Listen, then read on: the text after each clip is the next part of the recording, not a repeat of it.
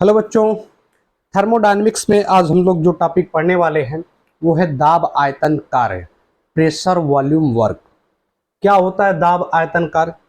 जब किसी गैसीय तंत्र के लिए, मतलब यहाँ पे हम गैस की बात करेंगे, अगर किसी गैसीय तंत्र में बाहर का दाब बढ़ रहा हो, बाहर का दाब अधिक हो, अंदर का दाब कम हो, तो वो गैस क्या होगी? संकुचित हो जाएगी। गैस क्या होगी? संकुचित हो जाएगी, संपीड़ित हो जाएगी, दब जाएगी, उसका आयतन में कमी हो जाएगा। तो उस समय भी सिस्टम पर, गैस पर, तंत्र पर कार्य हो रहा है। और अगर गैस का दाब बाहर के दाब से ज़्यादा हो तो गैस प्रसारित हो जाएगी, फैल जाएगी, वो उस समय भी तंत्र द्वारा कार्य किया जाएगा।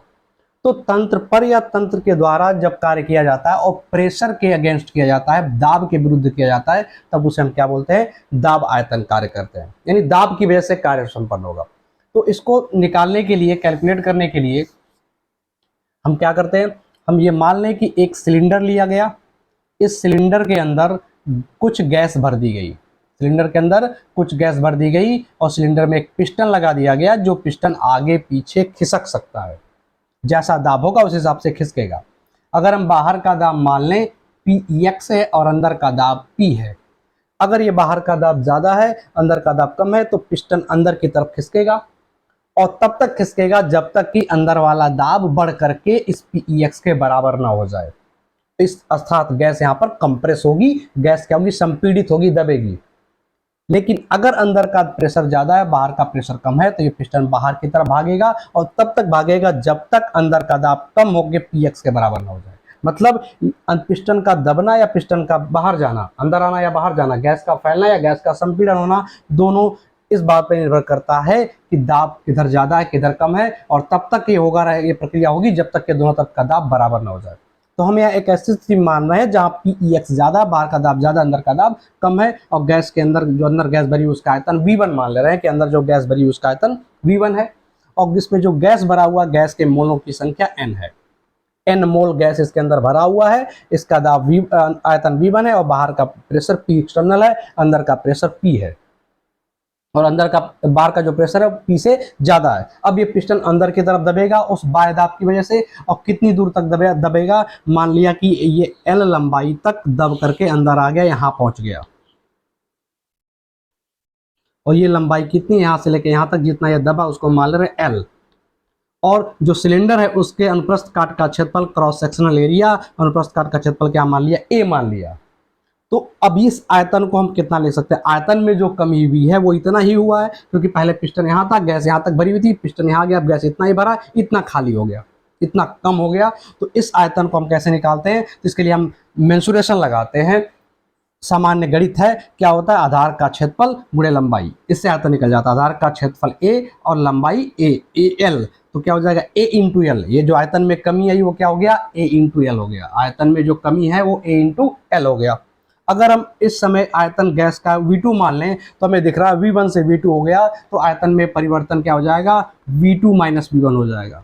अंतिम में से प्रारंभिक को घटा देंगे और इसी को हम डेल्टा V लिख सकते हैं, यानी आयतन में परिवर्तन। तो आयतन में परिवर्तन डेल्टा V बराबर V2 माइनस V1 या फिर AL होगा।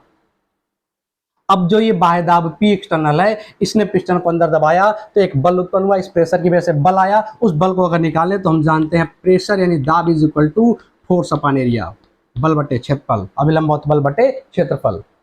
तो यहाँ से अगर हम F निकालें तो क्या हो जाएगा? Pex इंटू ए, Pex इंटू ए, इतना बल लगेगा इस दाब द्वारा, इतना बल लगा और पिस्टन अंदर की तरफ खिसका।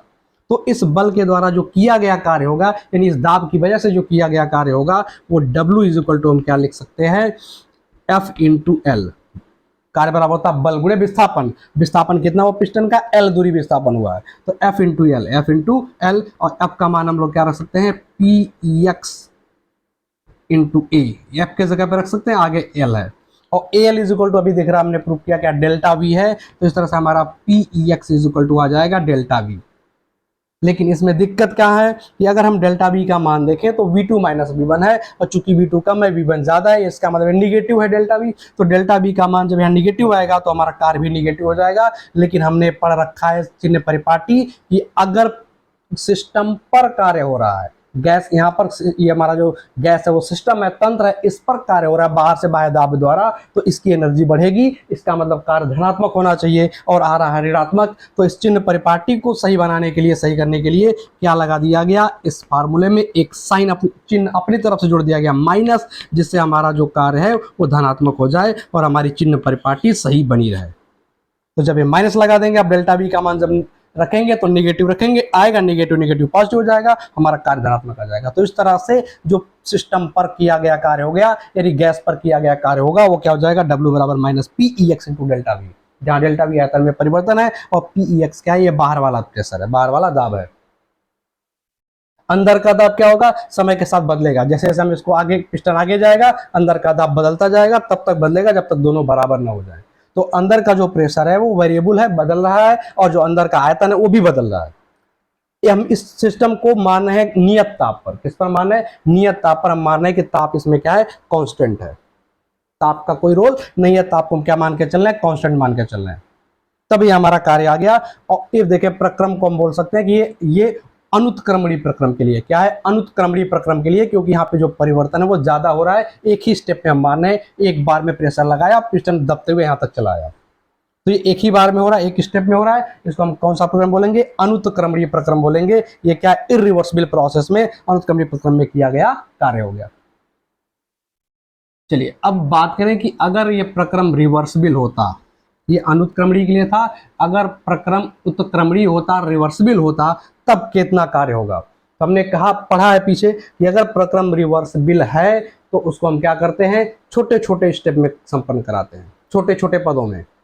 तो हम मान लेंगे कि अब बाहर का प्रेशर थोड़ा सा ज्यादा था इस अंदर वाले प्रेशर से, और पिस्टन थोड़ा सा आगे आया, फिर थोड़ा सा प्रेशर ज्यादा हुआ, पिस्टन थोड़ा सा और आ गया, ऐसे थोड़े थोड़े स्टेप में आ रहा है। तो अगर हम ये मान लें कि बाहर का जो हमारा पी एक्सटर्नल है वो अंदर वाले पी से थोड़ा सा ज्यादा है, तो उसको डीपी लिख सकते हैं, पी प्लस डीपी। डीपी मतलब सूक्ष्म दाब, अत्यंत सूक्ष्म दाब है ये, तो पी प्लस डीपी। ये बाहर का प्रेशर पी एक्सटर्नल है, ये अंदर वाले से थोड़ा सा ज्यादा है। अब पिस्टन अंदर की तरफ दबा, जिससे गैस के आयतन में कमी हो गई। उस आयतन में कमी को अगर हम डीबी बोल दें, क्या बोल दें, डीबी, तो जो इस प्रक्रिया में वर्क हुआ, कार्य हुआ, डी डब्ल्यू उसको बोल देंगे, क्योंकि कार्य भी बहुत छोटा होगा, सूक्ष्म होगा। तो डी डब्ल्यू बराबर हमने प्रूव किया है कार्य का basic formula minus P x into dB, P x into dB. Delta we की जगह पे क्या हो जाएगा, डीबी हो जाएगा। आयतन परिवर्तन, ये आयतन परिवर्तन, तो अभी आयतन परिवर्तन। तो एक छोटे स्टेप में, छोटे पद में जो कार्य होगा इतना हो गया।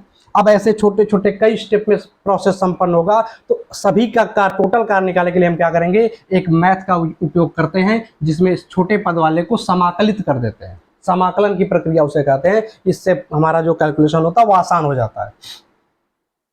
तो जो कुल कार्य होगा उसको W मान लें, तो हमें इस dV का इंटीग्रेशन करना होगा, समाकलन करना होगा। कहां से कहां तक करेंगे, इसके लिए लिमिट हो जाएगी हमारी प्रारंभिक आयतन V1 से लेकर अंतिम आयतन V2 तक, V1 से लेकर के V2 तक।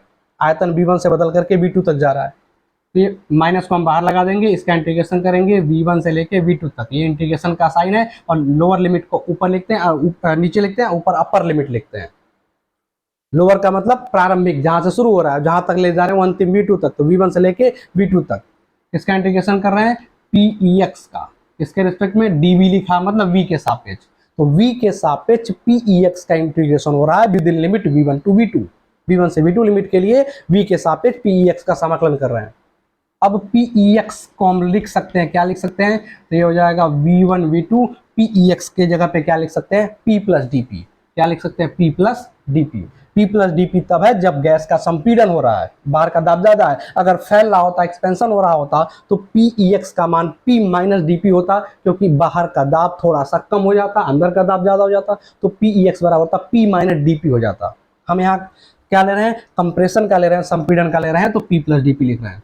तो क्या लिखेंगे, P plus DP, P plus DP into DB, P plus DP into DB। अब इसको हम तोड़ के दो पदों में तोड़ लेंगे, तो पहला हो गया हमारा V1 से V2 P DB, पहला क्या है P है, और फिर प्लस, लेकिन बाहर माइनस है तो प्लस माइनस का माइनस हो जाएगा।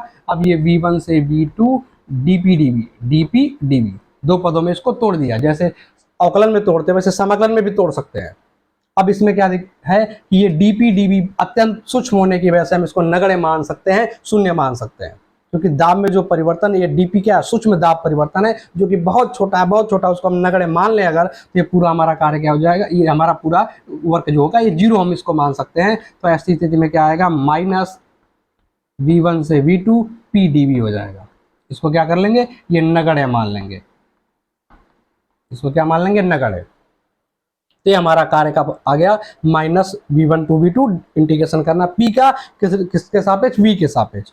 अब P भी बदल रहा है, हमें पता प्रेशर बदलेगा, लेकिन हम अवकलन समाकलन कर रहे हैं V के सापेक्ष, तो यहाँ फलन में V आना चाहिए। अगर V का फंक्शन आएगा, फलन आएगा, तो समाकलन कर पाएंगे, नहीं तो नहीं कर पाएंगे। तो P को V के रूप में बदलने के लिए हम क्या करेंगे, आदर्श गैस समीकरण PV बराबर nRT की सहायता लेंगे। PV बराबर nRT आदर्श गैस समीकरण होता है, हम केमिस्ट्री में भी पढ़ेंगे और फिजिक्स में भी पढ़ते हैं।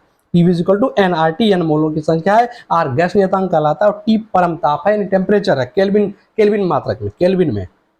तो PV बराबर nRT। यहाँ पर हमने कहा पीछे कि हम प्रोसेस क्या ले रहे हैं, जब हमारा ताप स्थिर है, ताप कांस्टेंट है, तो ये दाहिने तरफ तीनों चीजें कांस्टेंट हो जाएंगी, सिर्फ PV बचेगा। तो अगर यहाँ से हम P का मान निकालें तो क्या होगा, nRT बटे V, जिसमें nRT पूरा कांस्टेंट है इस प्रक्रम के लिए। तो P का मान हम इसमें रख लेंगे, तब हमारा W क्या हो जाएगा, अब हमारा W हो गया माइनस P के जगह पे क्या रखेंगे, nRT by V, nRT by V limit V1 to V2 dV। अब क्या करेंगे, माइनस nRT कांस्टेंट है, कांस्टेंट को बाहर ला दें तो क्या बचेगा, V1 से V2 1 अपान V बचेगा dV।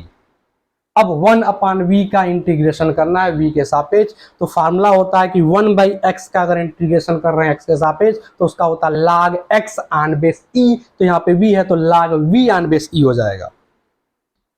ये हो गया माइनस nRT और ये क्या हो जाएगा, log V आन बेस e। जो फार्मूले आते जाएं उनको याद भी करते चलें। मैथ्स के जो स्टूडेंट होंगे वो मैथ्स में पढ़ेंगे, लेकिन जो बायो के होंगे उनको मैथ पढ़ना नहीं है, तो वो यहीं पे जो जरूरत पड़ रहा है वो आ रहा है, उसको याद रखें कि 1 बाई एक्स का इंटीग्रेशन क्या होता है, log x आन बेस e होता है। तो यहाँ पे जब v है तो log v आन बेस e हो जाएगा, और यहाँ पे लिमिट रखते हैं, इंटीग्रेशन करने के बाद बड़े ब्रैकेट में लिखते हैं और उसके बाद लिमिट को रख देते हैं, नीचे रखते हैं लोअर लिमिट को और ऊपर रखते हैं अपर लिमिट को, इतना कर सकते हैं। इसके बाद अब क्या करेंगे, माइनस nRT।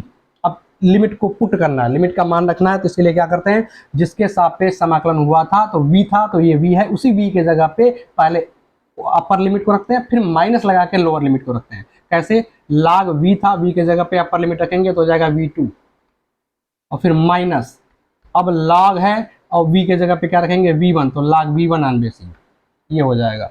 ये थोड़ा सा ऊपर लिख देते हैं, तो log V2 minus log V1। अब फिर से एक log का फार्मूला लगेगा, log m minus log n, log m minus log n वाला। तो log m minus log n क्या होता है, log m बटे n होता है। अगर यहाँ प्लस होता, log m plus log n होता, तो log m इंटू n होता, यहाँ माइनस हो तो log m बटे n हो जाएगा, तो माइनस nRT और यहाँ पे क्या हो जाएगा, log m बटे n, m के जगह पे है V2, n के जगह पे है V1, तो log V2 बटे V1 आन बेस e।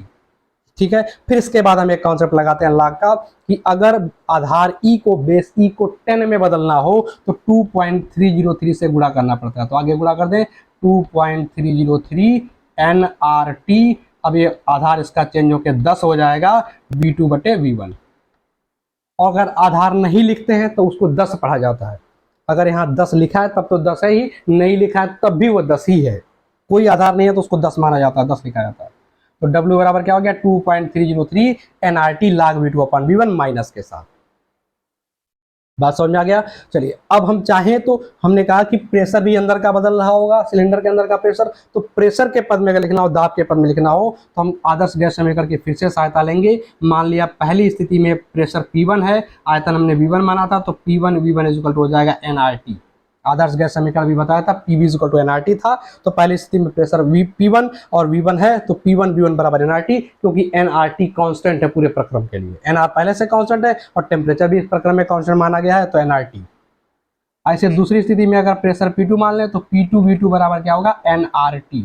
यहाँ पे दिख रहा है nRT बराबर है, तो P1 V1 बराबर P2 V2, P1 V1 बराबर P2 V2। ऐसी स्थिति में हम क्या निकाल सकते हैं, हमें V2 बटे V1 का मान चाहिए, तो हम यहाँ से V2 बटे V1 निकाल सकते हैं। क्या आएगा, V2 बटे V1 बराबर P1 को उधर ले जाएंगे तो V2 बटे V1 को हो गया, तो P2 के इधर लाना पड़ेगा, तो P1 बटे P2, P1 बटे P2। अब V2 बटे V1 के जगह पे P1 बटे P2 इसमें रख सकते हैं। तो ऐसी स्थिति में जो हमारा कार्य होगा W बराबर क्या हो जाएगा, -2.303 nRT log P1/P2। ये हमारा जो कार्य होगा वो प्रेशर के पदों में है और ये आयतन के पदों में है, दोनों के रूप में निकाला जा सकता है, आयतन के पद में भी और दाब के पद में भी। तो आई होप इतनी कहानी आपको समझ में आ गई होगी। आप दाब आयतन कार्य की गणना कर सकते होंगे। अगर वीडियो नहीं समझ में आया तो एक बार प्लीज़ वीडियो को फिर से थोड़ा रिवाइंड करके देख लें, सब जरूर समझ में आ जाएगा। तो चलिए मिलते हैं नए वीडियो में नए टॉपिक के साथ, तब तक के लिए वीडियो देखते रहें। चैनल को सब्सक्राइब ना किया हो तो सब्सक्राइब कर लें और दोस्तों के साथ जरूर शेयर करें।